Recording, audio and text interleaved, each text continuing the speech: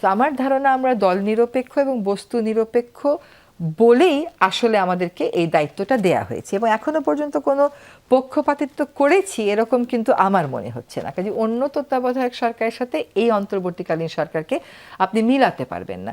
অন্য কোনো তত্ত্বাবধায়ক সরকারকে 6 মাসে 300-র মতন বিদ্রোহ দমন তো না, বিদ্রোহ অ্যাড্রেস করতে হয়েছে, আমরা কিন্তু দমন করিনি, সামাল তো দিতে হয়নি। এবং সামাল দিতে হয়েছে এমন সময় যখন আসলে আমাদের হাতে কোনো ঢাল নাই, তলোয়ার নাই, এরকম অবস্থা। হ্যাঁ, ফলে ওইটা মিলবে না। আরেকটা হচ্ছে রাজনীতির ব্যাপারটা হলো, কেউ যদি রাজনীতি করতে চায় সে তো করতেই পারে, আপনি তো সেখানে বাধা দিতে পারেন না, কিন্তু সে তখন এই সরকারের আর অংশ থাকবে না। আরেকটা কথা হচ্ছে যে অন্য সময়ের মতন এইটাকে অত সরলীকরণ করে দেখার কিন্তু কোনো সুযোগ নাই।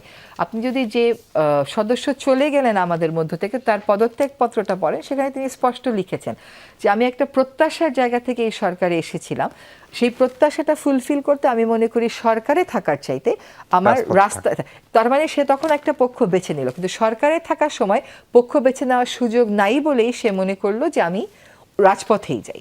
ফলে আমি মোটামুটি কনফিডেন্ট যে আমরা একেবারেই দল নিরপেক্ষ, এবং আমাদের মধ্যে কোনো বায়াস কাজ করে এমন কোনো এমন কোনো কিছু আমার নজরে আসেনি। এখন কাজ করতে গেলে কোথাও কোথাও ভুল ত্রুটি হতে পারে, সেটা ভিন্ন কথা।